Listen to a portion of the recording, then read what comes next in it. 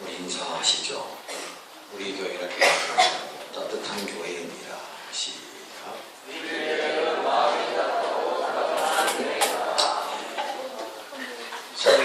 성의 없게 하지 마시고 성의 있게 했으면 좋겠어요.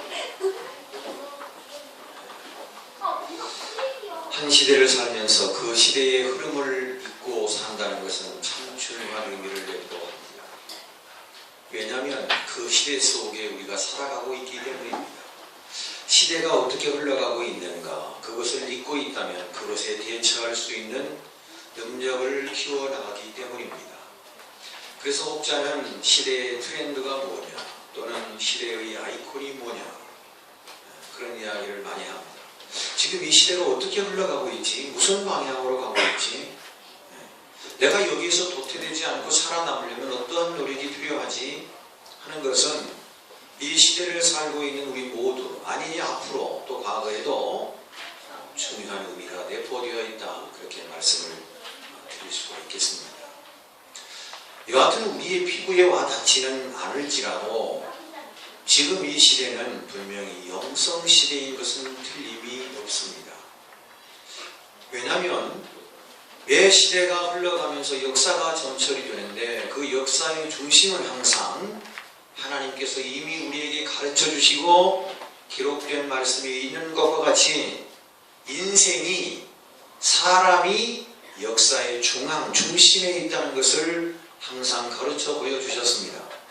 그래서 그 시대의 트렌드, 그 시대의 아이콘을 읽는다는 것은 사람 중심의 어떠한 개념이 어떤 방향성을 가지고 있느냐, 여기에 관심과 초점이 무엇이냐, 이렇게 이제 말할 수가 있겠죠. 이 영성의 시대를 살고 있는 우리는 글쎄요, 우리의 직접적인 어떤 그 영향권 안에 있다고 해야 할까요? 하여튼 그렇긴 하지만 딱 부러지게 이렇다라고 말할 수는 없지만 왠지 요즘 그동안 없었던 어떠한 형태들이 나타났는데 그것이 예를 들면 명상이다, 요가다, 기회체조다, 하여튼 이런 사람 중심의 건강을 회복하는 방법론에 있어서 하여튼 어떠한 그 영적인 측면을 자꾸 이렇게 주장해 가고 있다는 것은 우리가 주지하는 바입니다. 또 인간 중심의 모든 문화와 문명의 세계가 사실 우리가 좀 속속이 관심 있게 들여다보면 지금 시대가 분명히 시대의 트렌드가 영성이다라고 하는 것을 금세 알 수 있다고 하는 것입니다. 우리가 그 영성의 사전적 측면을 보면 신령스러운 품성이나 성질을 뜻한다, 그렇게 이제 기록하고 있어요. 영성. 그런데 그러면 그 영성 중에서 신령스럽거나 어떤 품성이나 어떤 성질 이런 거라고 하면 기독교적 영성은 뭐냐는 거예요. 기독교적인 영성. 그 기독교적인 영성은 넓은 의미에서 보면 한 신학자가 그렇게 정의를 해놨어요. 인간의 행위를 유발하는 그 어떤 태도나 정신으로서 구체화된 종교적 또는 윤리적 가치를 중칭한다. 그러면서 그분이 이렇게 정의해요. 즉 전능자 하나님과 사람의 관계성을 말하는 것이 영성이다, 기독교 영성이다, 그렇게 정의했어요. 그러니까 한마디로 이거 복잡한 거 다 드러내고 영성이 뭐냐, 기독교적인 영성이 뭐냐, 이 시대를 살고 있는 우리가, 영성 시대를 살고 있는 우리가 기독교적인 영성이 뭐냐라고 했을 때 요약해서 말을 한다면 하나님, 즉 전능자와 어떤 관계를 맺고 사느냐, 이것이 기독교적인 영성이, 이렇게 정리할 수 있다는 거죠. 그러면 우리가 또 여기에 준해서 인성이라는 말을 또 씁니다. 또 지성이라는 말을 씁니다. 우리가 잘 아시는 대로 문화부 장관을 역임하셨고 또 지성하면 우리나라에 참 빼놓을 수 없는 한 분이 있죠. 이어령 교수님이시죠. 참 대단한 분이죠. 그분이 이제 딸 때문에 나중에 이제 지금 천국 갔습니다만 그 따님 때문에 이제 그렇게 예수님을 영접하게 되죠. 그분이 학식이 많고 정말로 어디에다 내놔도 요즘 말하는 스펙이 빠지지 않는 분이죠. 그런데 그분이 예수를 믿기 시작하더니 완전히 180도 변화가 되기 시작했고, 그분이 많은 책들을 썼습니다만 그 중에 한 권이 바로 우리가 다 아시는, 또 읽어보신 지성에서 영성 영성으로라는 책을 써. 거기에도 보면 그런 내용들이 많이 나옵니다만, 여하튼 지금 이 시대 속에서 그러면 인성은 뭐냐는 거예요. 인성. 예. 사전적 의미를 보니까 사람의 성품이라는 거예요. 다른 사람과 구별되는 사고와 태도, 그리고 행동의 특성이라는 거예요. 그러니까 인성은 각자가 다 다를 수 있다는 거예요. 그 사람이 가지고 있는 성품과 성질, 뭐 이런 여러 가지 그 사람의 독창성, 뭐 이런 것들이 이제 토탈이 되어서 종합적인 의미의 그 가지고 있는 인성을 표현한다, 말한다, 이렇게 이제 설명할 수가 있겠습니다. 그럼 지성은 뭐냐? 지성은 사전적 의미는 사물을 개념에 의하여 사고하거나 객관적으로 인식하고 판정하는 오성적 능력이나 그러한 정신의 기능 또는 지극한 정성, 뭐 이런 것이 이제 지성이다. 그래서 우리 속담에 뭐 지성이면 감천이다. 우리가 정성을 다하면 하나님도 감동하신다. 뭐 그런 의미이겠지요. 예.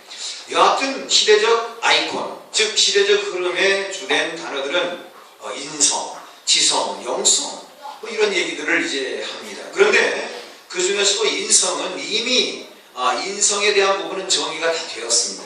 우리가 아시는 대로 17세기 르네상스에 이데올로기적인 사고 개념이 인간의 최우월권을 주장하다가 인성에 대한 것은 뭐 보편적으로 다 정리가 된 내용이라 우리가 보고 있고요.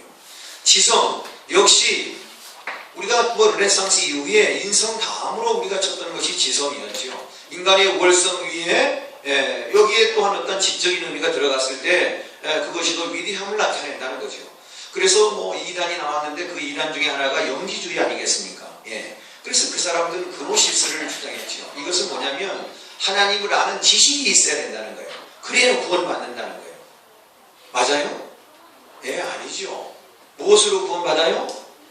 예, 막 여러분 제가 이렇게 막 장황하게 설명하니까 또 약간 흔들리신 것 같은데 예수 믿어야 구원받습니다. 아멘. 아멘. 네, 지식 갖고 예수 믿어야 구원받는 게 아니라 예수 믿어야 구원받는 거예요. 네. 하여튼 지성에 대한 평가도 우리가 어느 정도 정리가 되었다고 볼 수 있습니다. 그럼 지금 시대를 영성의 시대라고 하는데 영성, 기독교적인 영성은 뭐냐는 거예요. 기독교적인 영성은 뭐냐는 거예요. 바로 기독교적인 영성의 대표성은 예배입니다. 예배. 믿으시기를 바라고요. 예배를 왜 이렇게 중요하게 여겨야 되냐면 결론을 말씀드리면 예배를 통해서 하나님을 만날 수 있기 때문에 그렇습니다.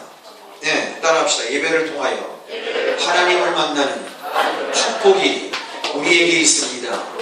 그래서 아무나 예배를 드리고 하나님을 만나고 복을 받는 것은 아닙니다.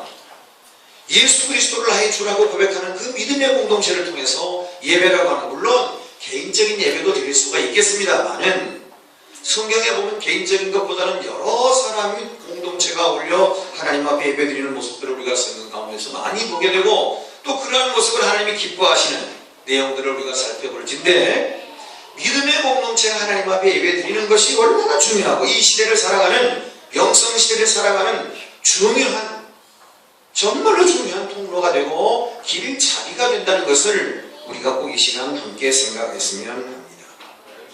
자, 그렇다면 과연 예배의 중요성을 성경에서 수없이 찾을 수 있지만 저는 신약과 구약과 신약 두 군데를 좀 잠깐 생각하고 넘어가려고 합니다. 여러분 잘 아시는 대로 출애굽기서 8장을 보면 거기에 물론 7장부터 시작되고 6장부터도 뭐 시작합니다만 거기에 보면 이스라엘 백성들이 430년 애굽에 내려가서 종살이를 하고 너무 힘들어서 하나님 앞에 기도했더니 모세를 불러서 지도자로 세웠습니다. 그 모세와 아론을 지도자로 삼은 이스라엘 백성들은 끊임없이 어떻게 해요? 애굽으로부터 떠나가려고 합니다. 출애굽을 시도합니다. 그런데 출애굽이 그렇게 쉽지가 않아요. 여러분 생각해 보십시오. 일제 36년 우리가 식민지 생활을 할 때 얼마나 힘들었습니까? 그때 많은 분들이, 우리의 선친들이 일어났습니다. 독립운동을 부르짖고 했습니다. 그러나 쉽지 않은 일이었지요. 물론 하나님의 은혜로 독립이 되었고 일본이 패망을 하게 되었습니다만은 짧은 36년, 우리에게는 엄청난 긴 세월이었습니다. 그런데 430년의 세월을 뒤집는다는 것은, 거기로부터 탈피한다는 것은 하나님의 기적이 아니고서는 생각하기가 어렵습니다. 그렇지 않습니까? 역사적으로 볼 때 말이죠. 그런데 우리가 드린 말씀처럼 쉽지 않다는 것은 벌써 뭐예요? 재앙을 막 줍니다. 여러분 아시는 대로 아론이 지팡이를 던졌어요.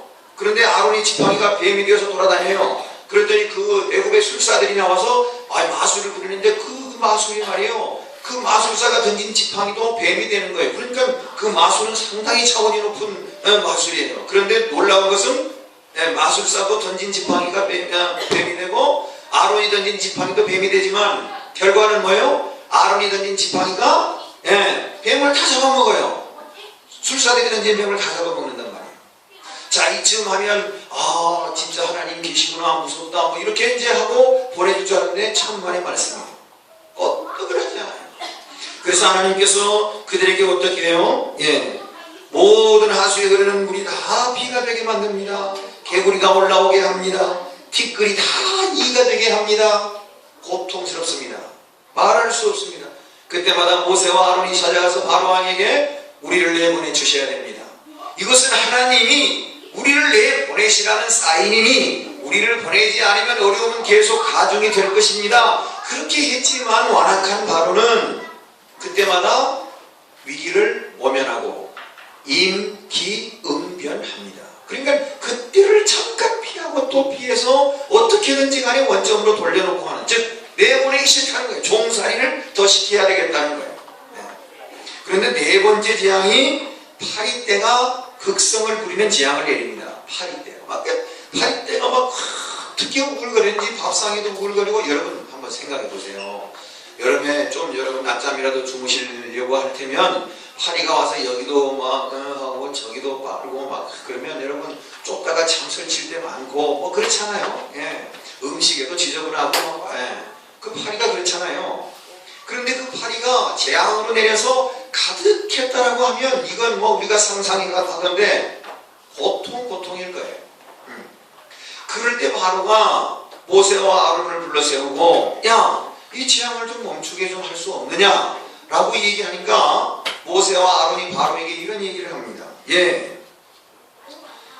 모세와 출애굽 8장 25절에 보니까 바로가 모세와 아론을 불러 이르되 너희는 가서 이 땅에서 너희 하나님께 제사를 드리라. 그러니까 뭐라고 얘기하냐면 모세가 그리하면 부당하니이다. 우리가 우리 하나님 여호와께 제사를 드리는 것은 애굽 사람이 싫어하는 바인즉 우리가 만일 애국 사람의 목전에서 제사를 드리면 그들이 그것을 미워하여 우리를 돌로 치지 아니하니까 우리가 사흘 길쯤 광야로 들어가서 우리 하나님 여호와께 제사를 드리되 우리에게 명령하신 대로 하려 하나이다. 바로가 이르되 내가 너희를 보내리니 너희가 너희 하나님 여호와께 광야에서 제사를 드릴 것이나 너무 멀리 가지는 말라. 그런즉 너희는 나를 위하여 거부하라. 이 말씀의 내용은 이런 거예요. 하나님은요 우리를 당신들의 손에서 벗어나게 하셔서 저렇게 애굽을 떠나 가게 하셨는데 그 애굽을 떠나 나오게 하신 가장 큰 이유는 하나님은 지금 우리로 보고 우리를 향하여서 예배드리라고 하시네. 요즘 말로 말하면 예배를 드리지 못하고 있는 오늘 우리들에게 하나님은 예배를 회복하라고 지금 명령하셔서 예배를 드려야 합니다. 그랬더니 바로가 그럼 여기서 드려라. 멀리 가서 예배를 드리려고 여기서 예배를 드려라. 그러니까 모세와 아론이 아니 애굽 사람들은 예배 드리는 것을 싫어하지 않습니까? 하나님을 인정하지 않으니 우리가 예배 드리면 돌을 들어서 우리를 쳐 죽일까 합니다. 그러니 우리가 여기서는 도저히 예배를 드릴 수가 없습니다. 그런데 바로는 그걸 알아요. 그런데 바로가 뭐라 그러면 멀리는 가지 말고 좀 가까운 데 가서 예배 드리라. 그 대신에 나를 위해서 좀 기도해달라. 참, 여러분 오늘 우리가요 이 말씀을 보면서 예배가 얼마만큼 중요하냐 나중에 다시 말씀드리겠습니다만 여러분 세상을 살다 일이 꼬이고 힘들고 어렵고 환난이 오고 아픔이 오고 고난이 오면 여러분이 우리가 기억해야 하셔야 할 건 하나님 앞에 예배를 회복해야 한다는 거예요. 아멘이시죠? 예배가 이렇게 중요해요. 하나님은 애굽에 종살이하던 430년 백성을 가나안 땅으로 보내실 때에 그들에게 첫 마디가 하나님 앞에 제사드리라는 거예요. 제사. 예배드리라는 거예요. 여기서부터 출발된다는 거예요. 여러분 엑소더스가 출애굽입니다. 엑소더스는 죄로부터의 자유입니다. 억압으로부터의 자유입니다. 고통으로부터의 해방입니다. 아픔으로부터의 자유함입니다. 여러분 이 상황에서 헤어날 수 있는 유일한 길은 예배입니다. 예배예요. 예배가 이렇게 중요해요. 여러분 여기만 그렇습니까? 그 이후로도 물론 바로가 놔주지를 않아서 10번째 제안까지 떨어지고 난 이후에 그들이 출애굽을 하게 된 사실은 우리가 너무나 잘 아는 내용입니다. 그러나 중요한 것은 하나님은 오늘도 저와 여러분을 예배의 자리로 부르시고 예배를 통하여 시작하게 하신다는 말이에요. 영적인 문제를 다루는 일에 있어서는 하나님 앞에 예배 드리는 것보다 더 중요하고 더 소중한 것이 없다는 것을 가르쳐주는 말씀이에요. 신약의 요한복음 4장으로 갑니다. 거기 가보면 예수님이 많은 곳을 다니시면서 제자들과 함께 전도도 하시고 하나님의 나라의 말씀도 전하시고 아픈 자도 고쳐주시고 그러는 과정에 사마리아를 들어가죠. 수가성이라는 우물가에 한 여인이 나옵니다. 여러분 우리가 아시는 대로 한낮에는 다들 낮잠을 자는데 이 여인은 무슨 한이 많아서 한낮에 우물가에 왔을까요? 아마 우리가 하기는 이 여인은 아마도 개인의 사정, 인생사가 너무 꼬이고 너무 복잡한 것 같아요. 왜냐하면 요한복음 4장에 보면 자기 남편이 다섯이었고 지금 사는 남편도 자기 남편이 아니라고 하니 이 여인의 인생이 얼마나 기구하냔 말이에요. 그러니 낫을 들고 살 수 없으니 다른 사람이 낮잠 잘 때 몰래 물동이를 가지고 나와서 우물가에서 물을 길고 돌아가지 않았을까 그런 생각을 해보는 거예요. 이 기구한 운명을 살고 있는 이 여인에게 예수님이 나와서 물을 달라고 하죠. 그때 여인이 놀랍니다. 당신 보아하니 유대인인데 유대인은 사마리아인을 사람 취급을 하지 않는데 어찌하여 나에게 물을 달라고 합니까? 예수님이 하십니다. 말씀하십니다. 여인이여 그대가 내가 누구인지를 알았다면 오히려 내가 너에게 물을 달라고 하는 것이 아니라 당신이 나에게 물을 달라고 했을 것이다. 당신이 주는 물은 목이 마르지만 내가 주는 물은 영원히 목마르지 않는 영원한 생명의 물이다. 예수님이 그렇게 설명을 하십니다. 그랬더니 당신이 이 우물을 조상 대대로 우리에게 물려준 야곱이라고 하는 조상이 있는데 그 야곱의 조상보다 그 우물보다 더 높은 분입니까?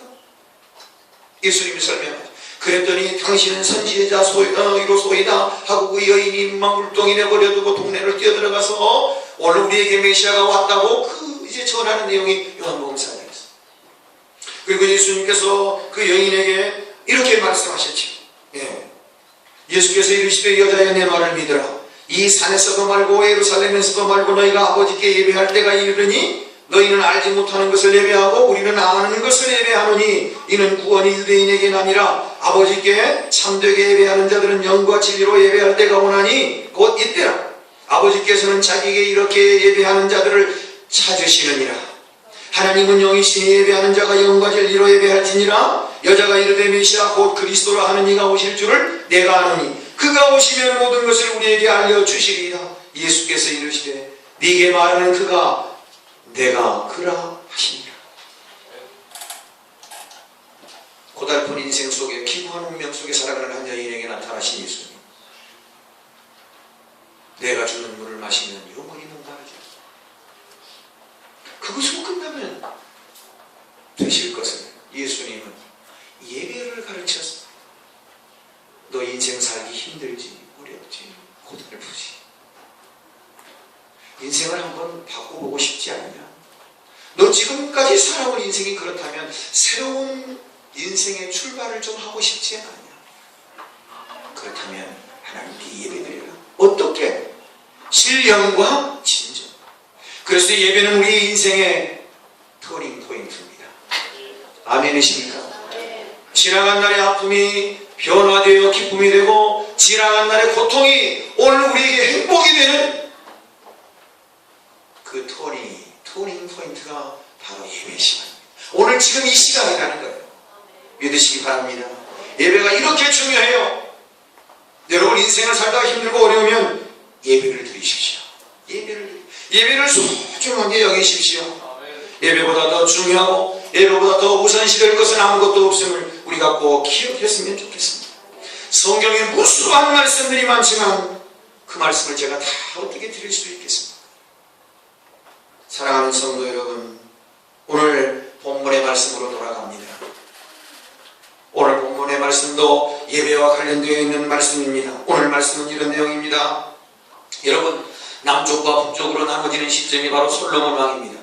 초대의 왕 사울왕, 다윗왕, 솔로몬 왕 말년에 그가 하나님 말씀대로 순종치 않자 나라가 두 개로 나눠지는 분열의 아픔을 느낍니다. 여로보암과 르호보암이라고 하는 왕이 남쪽과 북쪽으로 나눠지죠. 그리고 그들이 유구한 역사를 이어갑니다. 북쪽이 먼저 멸망을 당하고 남쪽 유다가 그 뒤를 이어서 한 167년 정도를 더 지내다가 멸망을 당합니다. 수많은 선지자들이 나와서 하나님의 말씀을 외쳤습니다. 여러분, 하나님의 말씀에 이렇게 살면 하나님 심판합니다. 우리가 하나님 앞에 바로 서야지. 이렇게 살면 하나님이 반드시 외면하십니다. 그런데도 사람들은 먹고 마시고 즐기고 지금 당장 발등에 불 떨어지지 않으니까 뭐 내가 몰라라 하고 그냥 그렇게 살았습니다. 마지막 시드기야 왕은 두 눈이 뽑히고 양손 양발이 묶이고 말로 할 수 없는 모멸감 속에서 포로로 잡혀갑니다. 나라의 인재들이 잡혀갑니다. 나라의 훌륭한 사람 인물들이 다 잡혀갑니다. 나라는 풍지박산입니다. 예루살렘 하나님의 성전은 불타버립니다. 이루 말할 수 없는 아픔이 그들에게 찾아왔습니다.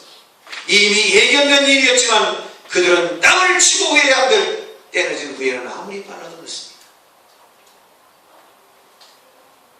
여러분 아시는 대로 남쪽 유다가 더 오래 견디다가 바벨론의 포로로 끌려가서 70년 고생합니다. 바벨론으로 끌려갔지만 세계 역사를 보면 우리가 너무나 잘 알잖아요. 바벨론 역사가 세계를 제국을 제패하다가 바벨론 역사가 길지가 않아요. 바벨론의 역사를 뒤집고 다시 그 나라를 장악하는 제국이 나타나는데 바로 바사 제국입니다. 이게 기독교 역사고 세계 역사입니다. 바벨론에 끌려간 유다 민족은 이제 바벨론의 속국에 있다 잠시 후에 바사의 제국, 페르시아 제국으로 인계가 되어서 넘어갑니다. 이 페르시아에 아닥사스다라고 하는 왕이 있었습니다. 이 아닥사스다라고 하는 왕 앞에 어느 날 이 느헤미야라고 하는 선지자가 섭니다. 우리가 아시는 대로 하나님 앞에 눈물을 흘리며 기도할 때에 하나님께서 이스라엘 백성들을 바벨론 포로에서 1차 귀환시켜줘요. 2차 귀환시켜줍니다.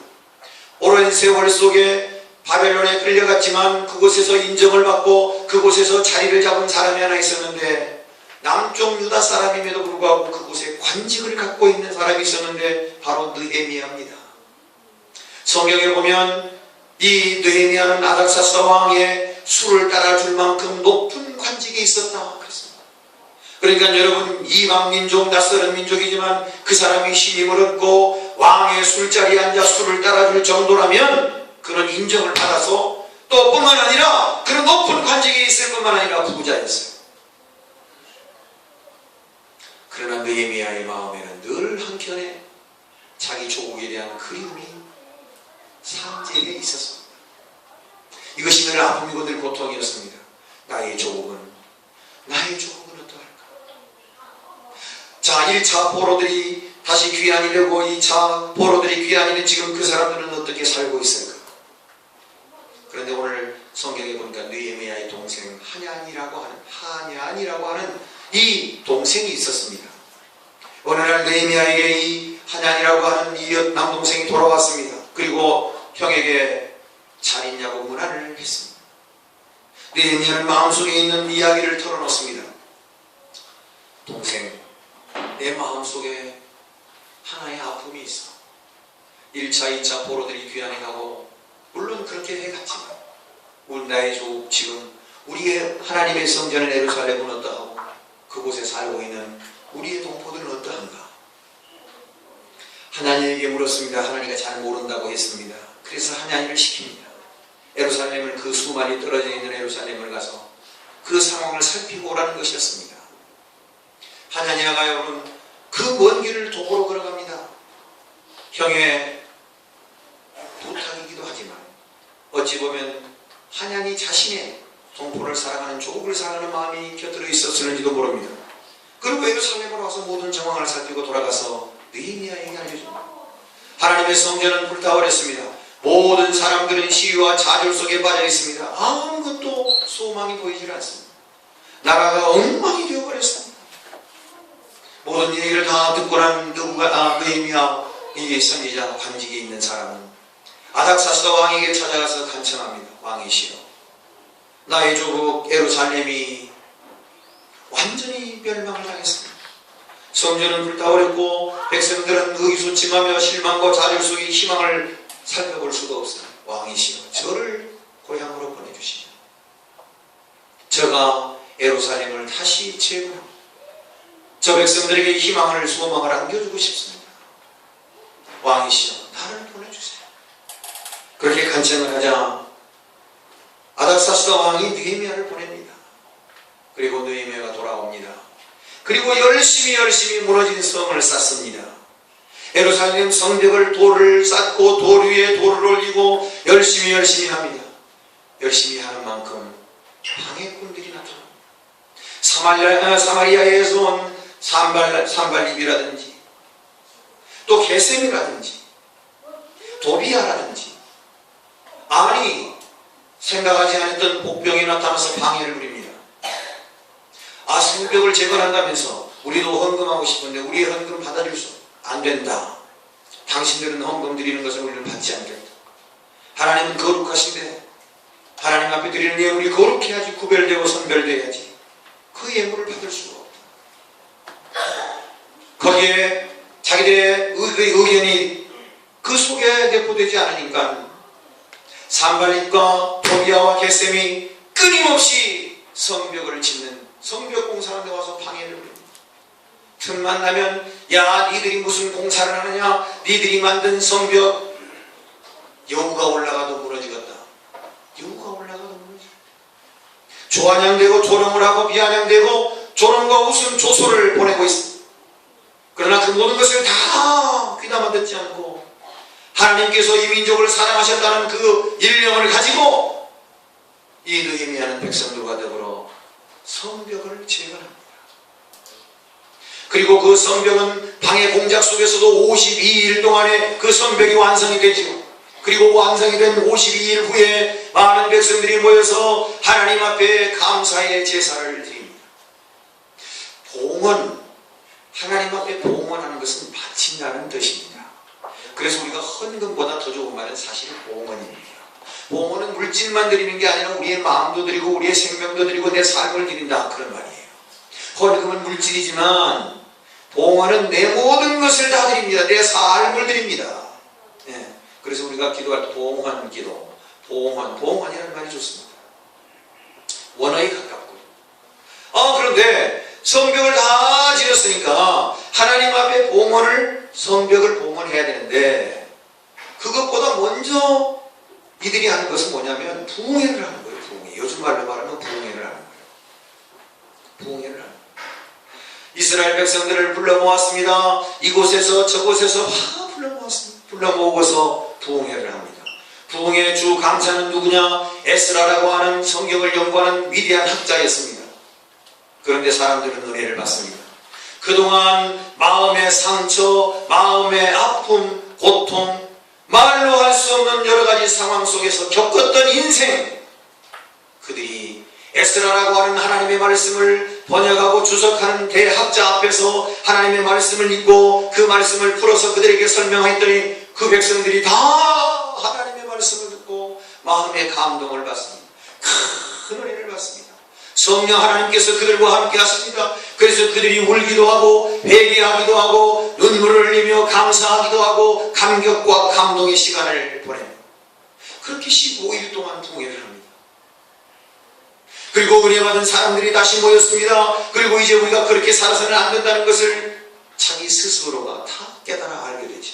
그리고 하나님 앞에 성벽을 봉헌합니다. 바로 그 내용이 오늘 느헤미야 12장 25절 이하에 있는 말씀입니다.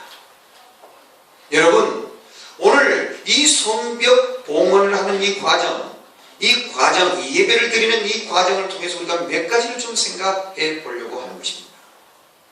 하나님은 우리의 개인적인 예배도 중요하게 계시지만 우리 모든 믿음의 공동체가 함께 모여서 예배드리는 것을 기뻐하십니다. 아멘이시죠? 그렇습니다. 주일날 우리가 경건한 마음을 가지고 예수 내 구주를 알고 내 구주로 믿고 주님 앞에 모여 함께 무리지어서 예배드리는 이 예배를 하나님은 기뻐 받으신다는 사실입니다. 예배를 통하여 무너진 영성이 회복이 되고 무너진 내 삶의 어떤 부분들이 다 회복이 되어지는 역사가 이 예배를 통해서 일어나기 때문입니다. 여러분, 오늘 성벽을 재건하고 성벽을 봉헌하는 이 예배는 단순하게 성벽만의 봉헌 예식이 아닙니다. 이스라엘 백성들에게 마음의 성벽이 무너지고 마음의 영성이 무너지고 기도의 성벽이 무너지고 찬양의 성벽이 무너지고 신앙의 성벽이 무너진 그들에게 다시 하나님 앞에 그 성벽을 쌓아 올리는 진짜 성벽의 재건의 봉헌보다 더 큰 의미를 갖고 있는 봉헌 예식입니다. 그래서 우리가 한 주간 동안 세상 살면서 예배드리는 이 시간 이 순간이야말로 무너진 우리의 영성을 다시 회복하고 무너진 내 기도의 삶을 회복하고 무너진 내 찬양의 삶을 하나님의 말씀 묵상의 삶을 다시 회복하는 시간, 그 시간이 바로 이 예배를 드리는 시간인 것을 우리가 기억했으면 좋겠습니다. 이스라엘 백성들은 335 짝을 지어 모여들었습니다. 하나님은 모여서 예배하는 것을 기뻐하십니다. 그러나 사단은 늘 우리가 모이는 것을 방해하죠. 어떻게든지 간에 우리가 모이는 것을 방해해서 하나님의 사람들이 감동하고 하나님의 사람들이 감격하고 하나님과의 바른 관계를 맺어가는 것을 원치 않지요. 그래서 히브리서에 있는 말씀과 같이 히브리서 10장 25절에 모이기를 피하는 어떤 사람들의 습관과 같이 하지 말고 그랬습니다. 마지막 때가 되면 될수록 모이기를 힘써야 되는 줄로 믿습니다. 주일 예배를 향하여 모이는 여러분 되어주시기를 바랍니다. 예배가 얼마나 중요한 것을 우리가 깨달았으면 좋겠습니다. 무너진 성벽을 재건하고 봉헌하는 것은 성벽 무너진 건축물 그 장제가 무너진 것이 회복되는 것 이상의 의미를 갖고 있었습니다. 하나님 앞에 바르게 예배드리지도 못하고 바른 기도드리지도 못하고 물질의 봉헌을 제대로 하지도 못하고 여러가지 선교 전도 못하는 모든 부분들이 그들에게 생각났고 그것들이 다시 회복되는 진정한 봉헌 예식이 이루어지고 있으면 그들은 깨닫는 것입니다. 시편 122편에 다윗은 이렇게 설명하고 있습니다. 성전에 올라갈 때 내 마음이 기뻤도다. 성전을 향하여 올라갈 때 내 마음이 심히 기뻤도다. 사랑하는 성도 여러분, 한 주간 세상 살다 너무 힘들어. 너무 고단해. 어떻게 할 수가 없어. 주일이 다가옵니다. 내가 주일에 하나님 앞에 예배드리면 반드시 하나님의 예배를 통해서 역사하실 거예요. 기대감이 있다면 기쁠까요? 슬플까요? 어서 가서 예배드리고 싶습니다. 내 인생의 문제가 새롭게 열리고 길이 보이고 새로운 전환점이 되는 것이 확실하게 내 믿음 안에 있다면 주일이 기다려질 수밖에. 그러지 않겠습니까? 사랑하는 성도 여러분, 예배는 무너진 우리의 모든 허물, 무너진 우리의 모든 영성이 회복되는 시간인 것을 우리가 꼭 기억해야 할 것입니다. 두 번째, 그들 모여서 예배했습니다. 두 번째는 정결 의식을 행했습니다. 하나님 앞에 예배드릴 때 먼저 선행되어야 할 것은 회개입니다. 회개 없이 하나님을 만날 수가 없기 때문입니다. 여러분, 어떤 것이든 간에 우리 예배를 드릴 때 먼저 우리의 잘못을 고백해야 합니다. 여러분, 오늘 30절 말씀을 한번 읽어보겠습니다. 읽지 않았으면 30절 시작. 제사장들과 레위 사람들이 몸을 정결하게 하고 또 백성과 성문과 성벽을 정결하게 하니라. 여러분, 정결하다는 말은 무슨 말일까요? 회개한다는 말이에요. 우리의 몸을 깨끗하게 한다는 말은 우리의 삶을 회개한다는 말이에요. 회개한다는 말이에요. 하나님은 회개할 때 우리를 향하여 기뻐하신다는 사실을 믿으시기를 바랍니다. 여러분, 아무리 귀한 하나님의 말씀을 내 마음이 꽉 닫혀버리냐, 하나님의 말씀이 내 말씀이 내 삶에 영향을 줄 수는 없어요. 사랑하는 성도 여러분, 예배 시간 우리의 마음을 열어야 합니다. 어떤 분은 이렇게 얘기합니다. 목사님, 설교 시간에 은혜 받았어요. 어떤 분은 이렇게 말합니다. 목사님, 저는 설교 시간보다 찬양의 은혜를 받았어요. 목사님, 저는 설교 시간도 찬양 시간도 물론 은혜스럽지만 대표 기도하는 소리 듣고 은혜 받았어요. 예배를 드리는 한 시간 좀 더 길 수도 있고 짧을 수도 있겠지만 이 한 시간이 내 인생의 변환점을 이루어내는 내 인생의 새로운 동기를 부여하는 중요한 중요한 시간이라는 것을 잊지 마시기 바랍니다. 상황이 어찌하든 찬양을 통해서 은혜를 받든 기도를 통해서 하나님의 성령의 역사하시든 말씀 시간에 성령의 역사하심을 힘입든 어느 순간이든 성령의 역사하심 속에서 우리가 은혜를 받고 새로운 삶의 평안점을 이루어 나가는 중요한 시간이 예배를 드리는 시간. 내 인생에 이보다 더 중요한 시간이 없다는 것을 우리 모두가 함께 기억했으면 좋겠습니다. 마태복음 5장 23절 24절에 예수님은 이렇게 말씀하셨습니다. 너희가 제단에 와 하나님 앞에 봉헌을 할 때 제물을 드릴 때 예물을 드릴 때 형제간에 다툰 것이 생각이 나거든 제물을 드리다 말고 돌아가서 형제와 화해하고 와서 다시 드리라. 하나님과의 관계가 매끄럽지 아니하고 하나님의 관계가 단절되면 하나님 그 영을 받지 않으신다는 거죠. 예배의 첫 번째는 회개입니다. 청결합니다. 그래서 우리의 의복을 바르게 하고 우리의 마음을 바르게 하고 우리의 신앙을 정결하게 하여 하나님 앞에 예배드릴 때 언제나 하나님의 은혜를 받게 될 줄로 믿습니다. 세 번째는 하나님 앞에 찬송했다고 했습니다. 크게 찬송했다고 했습니다. 여러분 41절 42절 말씀을 봅니다. 제사장 엘리야김과 마아세야와 미냐민과 미가야와 엘료 에네와 스가랴와 하나냐는 다 나팔을 잡았고, 여러분 나팔을 잡은 게 뭐예요? 악기를 동원했다는 거 아니겠어요? 모든 악기가 동원되어서 하나님을 뜨겁게 찬양했어요. 힘이 크게 찬양했어요. 창조주 하나님을 높이는 일은 찬양하는 일입니다. 나는 십자가 사랑으로 구원받았음을 고백하는 바로 그 노래가 하나님께 드린 찬양이겠습니다. 찬양은 창조주 하나님을 높이는 일이고 찬양은 내 삶을 하나님 앞에 드리는 봉헌의 모습이고 찬양은 나를 위해 십자가 위에서 물과 피를 쏟으신 예수 그리스도 안에 그 은혜를 감사하는 표현이 바로 찬양이 아니겠습니까? 영원한 하나님의 나라를 우리에게 준비해 주신 하나님, 그분을 향한 우리의 찬양이 어찌 중단될 수가 있겠습니까? 여러분, 영적으로 건강한 사람들이 부르는 찬양은 다릅니다. 영적으로 건강한 사람은 부르는 찬양이 다릅니다. 여러분, 만약에 우울증에 걸린 사람들이 여러 사람과 더불어 찬양을 계속 불렀더니 우울증이 언제 나가는지 씻은 듯이 나갔다는 그런 결과를 우리가 듣고 또 보지 않습니까? 여러분, 오늘 우리의 삶의 찬양이 얼마나 우리에게 중요한지 모릅니다. 여호와를 높이는 것, 구속받은 은혜에 감사하는 것이 찬양입니다.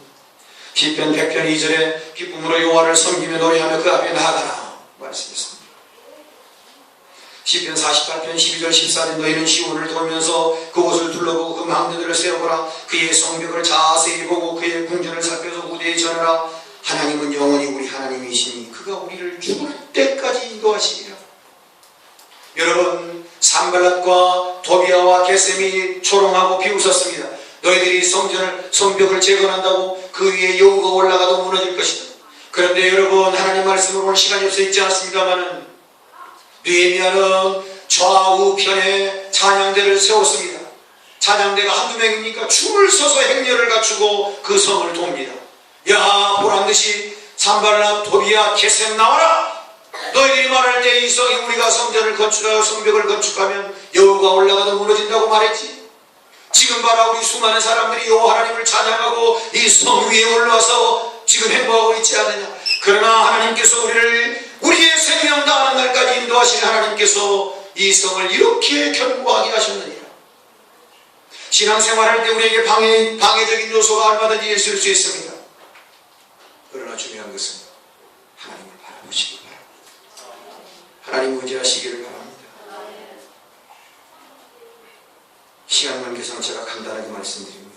살아있는 예배를 하나님께 드리면, 말씀드린 것처럼 이렇게 우리가 진심 어린 예배를 하나님께 드리면 하나님 우리에게 복을 주시는데, 첫째, 예배 드릴 때 즐거움이 있습니다. 시간이 없어서 다 말씀 못 드립니다만 43절 이날에 우리가 큰 제사를 드리고 심 즐거워하였습니다. 사랑하는 성도 여러분, 예배를 드릴 때 즐거움이 있어야 합니다. 예배 시간에 기쁨이 있어야 한다 그 말이에요. 두 번째, 진정한 예배를 드릴 때 사랑이 따라갑니다. 문제가 해결됩니다. 여러분, 사무엘상 6장 10절의 말씀을 보니까 블레셋 나라가 쳐들어옵니다. 블레셋 나라가 쳐들어오면 전쟁을 준비해야 하지 않습니까? 그런데 사무엘 선지자는 백성들을 모아놓고 하나님 앞에 예배를 드립니다. 이게 무슨 뚱딴지 같은 얘기입니까? 아니, 지금 블레셋 나라가 공격을 해오면 같이 방어를 한다든지 전쟁의 전략을 세우는 것이 맞지 않습니까? 그런데 사무엘은 전쟁해오는 블레셋 나라는 상관하지 않고 백성들을 모아 하나님 앞에 예배를 드립니다. 그런데 놀라운 것은 예배를 드렸더니 하나님께서, 여러분, 사무엘상 6장 10절은 꼭 찾아서 읽어야 되겠네요. 한번 찾아봅시다. 사무엘상 6장 10절.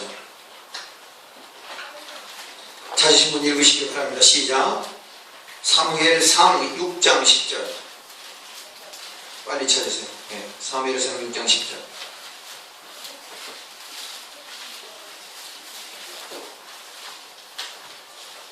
그 사람들이 그가 기다려 6장 10절입니다. 사무엘이 번제를 드릴 때 블레셋 사람이 이스라엘과 싸우려고. 시작. 사무엘상 6장 10절 아니에요?